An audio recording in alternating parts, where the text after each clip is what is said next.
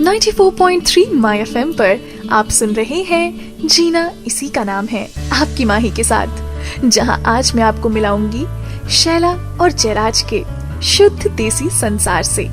शैला स्तब्ध होकर खड़ी थी। फिर से एक बार मितेन जा चुका था और पति जयराज भी उसके साथ बाहर चला गया था।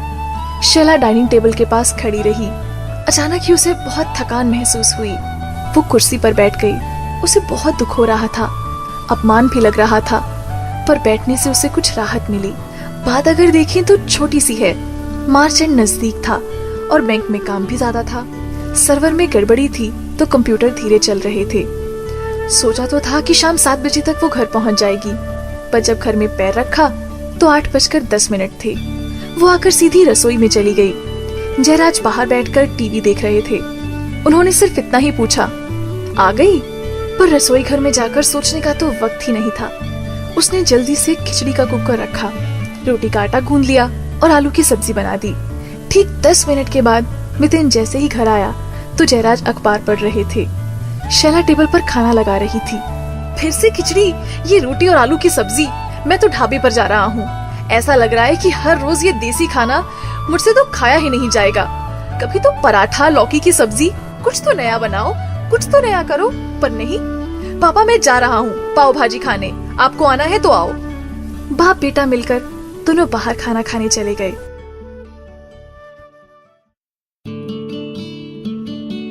.3 माय एफएम पर आप हैं माही के साथ। जीना इसी का नाम है मैं। जयराज ने भी अपने बेटे का ही पक्ष लिया था। शैला का तो जैसे मन भर आया। उसने खाना भी नहीं खाया और सब कुछ फ्रिज में रख दिया।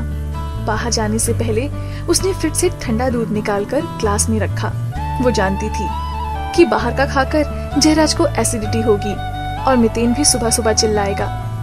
शैला बाहर आकर दूसरे दिन के लिए सब्जी काटने लगी। कितने सालों से यही काम था उसका, पिछले 26 सालों से। कई बार बैंक की और औरतें बातें करती, बाहर से खाना ऑर्डर करने के लिए कहती या फिर घर जाते वक्त कुछ लेकर जाने के लिए, पर शैला कुछ नहीं करती। वो जानती थी कि जयराज को एसिडिटी होगी। मितेन को भी फूड कलर की एलर्जी है। बचपन में 2 बार कितना बीमार हो गया था वो। शैला इस बात को जानती थी, इसीलिए सुबह शाम गरम गरम रोटी बनाकर उन्हें खिलाती। बैंक का काम, लाइट बिल, टेलीफोन बिल, ऐसे छोटे मोटे काम वो करती रहती। और ऐसे में कभी कभी मितेन के स्कूल के फंक्शन या पेरेंट्स टीचर्स मीटिंग में वो जा नहीं पाती।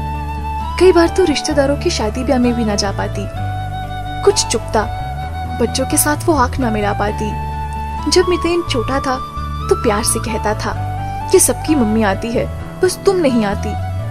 पर जैसे जैसे वो बड़ा हुआ और वक्त बदला तो वो भी गुस्से में कहने लगा कि तुम तो बस रहने ही दो, मैं अपने फ्रेंड के घर पर ही जा रहा हूँ, वही खाना खा लूंगा। शैला को बहुत तकलीफ होती। 94.3 माय एफएम पर आप सुन रहे हैं जीना इसी का नाम है, आपकी माही के साथ। जयराज भी शैला की ही तरह बैंक में था।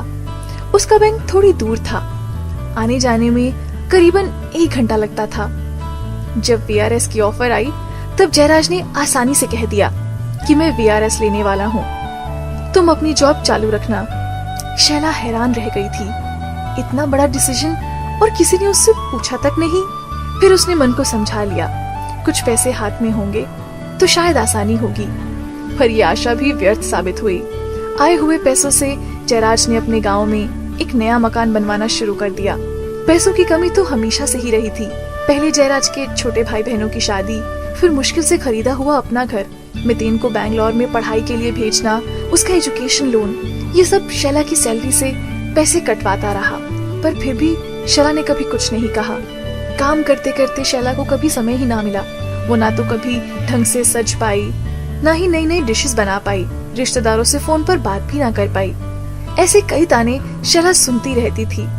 पहले तो ये बातें उस पर इतना असर नहीं करती थी, पर अब उसे धीरे धीरे बुरा लगता था। बैंक में सब मिलकर जब लंच प्लान करते तब शैला सबके हिस्से में कितनी रकम आएगी ये पूछती, और बाद में मेरा व्रत है ये कहकर वो छोड़ देती। सब मिलकर किसी सेल में जाने का प्लान करते तो शैला मेरे पास बहुत है ये कह देती। एक बार बहुत मन किया था। एक साड़ी शैला को बहुत अच्छी लगी थी, व्हाइट साड़ी और रेड बॉर्डर। 6 महीने तक वो बैंक पैदल चलकर गई थी और पैसे जमा किए थे। पर एक दिन जयराज ने कहा, अरे शैला, कुछ पैसे हैं, बाहर जनता स्टोर्स है ना, उसे देने हैं। मैंने 3 महीने पहले वहाँ से डियो और परफ्यूम खरीदे थे। परफ्यूम की खुशबू की ही तरह जमा किए हुए पैसे हवा में उड़ गए। 94.3 माय एफएम पर आप सुन रहे हैं जीना इसी का नाम है, आपकी माही के साथ। मीनोपॉज के समय घर के प्रति जयराज की उदासीनता और मितेन का कड़वा व्यवहार, ऊपर से बैंक में बढ़े हुए काम के घंटे, शैला बिल्कुल थक जाती थी। इन सब में सिर्फ एक ही अच्छी बात थी कि मितेन की शादी तय हो चुकी थी। रिया नाम था उसका, बहुत अच्छी लड़की थी। उसका खुद का एक छोटा सा बुटीक भी था। वो सबसे बहुत आसानी से बातें कर सकती थी, हंस सकती थी, जल्दी से घुल मिल जाती थी। उसके परिवार वाले भी बहुत सोशल थे। मितेन उन्हें पसंद आया था। एक तो सॉफ्टवेयर इंजीनियर और ऊपर से एकदम ब्राइट फ्यूचर। रिया अक्सर घर आती जाती रहती, पर अब शैला को डर लगने लगा था कहीं ये भी मितेन की तरह उसका मूल्यांकन न करने लगे, उसके सजने संवरने या फिर नई चीजें ना बनाने का, इन सब बातों का कहीं फर्क रिया पर ना पड़े और कहीं वो शैला को नापसंद ना करे। रिया की नजरों में क्या शैला अपनी कोई जगह बना पाएगी? 94.3 माय एफएम पर आप है माही के साथ, जीना इसी का नाम है में। आज रिया घर पर खाने पे आने वाली थी। शैला ने सोचा था कि मार्च एंड बीत जाए, उसके बाद वो उसे इनवाइट करेगी, पर मितेन वो तो नाराज हो गया था। भला ऐसे थोड़ा ना चलता है मम्मी, मैं उसके घर 3-4 बार जाकर आया हूँ, अब तुम भी तो उसे बुलाओ। शैला ने अपने बैंक से आधे दिन की छुट्टी ले ली। मैनेजर ने मार्च में छुट्टी लेने के लिए उसे खूब डांटा भी, पर उसने कुछ भी नहीं कहा। घर आते वक्त शैला पास्ता और सूप के लिए सारी जरूरी सामान को ले आई। शाम 7 बजे रिया घर आ गई। बहुत ही प्यारी लड़की थी वो। जयराज उसके साथ गप्पे लड़ा रहे थे। शैला ने ही रिया को किचन में आने के लिए मना किया था और कहा था कि आज का दिन वो सिर्फ यहाँ बैठकर उनके साथ एंजॉय करे। अंदर ही अंदर वो डर रही थी कि कहीं रिया को सब कुछ पता ना चल जाए। पर जयराज ने जब चाय पीने की इच्छा व्यक्त की तो रिया रसोई घर में आ गई और आते ही जो उसने देखा वो खुद को पूछने से रोक ना पाई। ऐसा क्या पूछ बैठी थी वो शैला से, जानेंगे आप बस कुछ ही देर में, सिर्फ 94.3 माय एफएम पर। जियो दिल से। आप सुन रहे हैं 94.3 माय एफएम पर आपकी माही के साथ, जीना इसी का नाम है। रिया जैसे ही रसोई में आई, उसने आते ही सब कुछ देखा और वो शैला से पूछ बैठी, माँ आप रोटी सब्जी नहीं बनाओगे? मितेन ने तो कहा था। शैला ने जैसे ही मुड़कर रिया की ओर देखा, रिया वहीं रुक गई। फिर एक सांस भर के वो धीरे से बोली, माँ मुझे गलत मत समझना, पर मुझे तो लगा था कि आज मैं भी वही खाना खा पाऊंगी। जब छोटी सी थी तब हमेशा मेरे लंच बॉक्स में पास्ता, पिज्जा और सैंडविच रहते थे। मैं स्कूल में अपनी फ्रेंड्स के साथ अपना लंच बॉक्स बदल देती और उनकी माँ के हाथ का बना हुआ खाना खाती। घर में शुरू से ही कुक है जो हर रोज थाई, स्पेनिश या मैक्सिकन ऐसी चीजें बनाता है। मैं तो वॉचमैन दादा के घर जाकर उनके साथ रोटी सब्जी खाती हूँ। मैंने मॉम डैड के साथ बैठकर कभी खाना ही नहीं खाया है।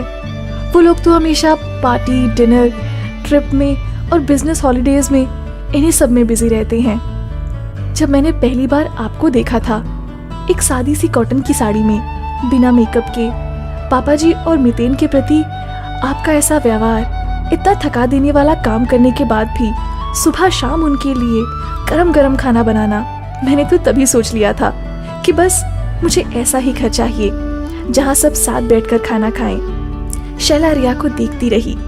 उसने पास्ता का सारा सामान एक तरफ रखकर रिया के लिए रोटी सब्जी बनाई। रिया ने भी पेट भरकर खाना खाया और फिर उसने खुद रोटी बनाई और शैला को परोसी। पिछले 26 सालों के बाद शैला को किसी ने गरम रोटी खिलाई थी। पता नहीं क्यों, उसे खुश होना चाहिए था, पर शैला और रिया दोनों के चेहरों पर एक प्यारी सी मुस्कान के साथ आंखों में आंसू भरे थे।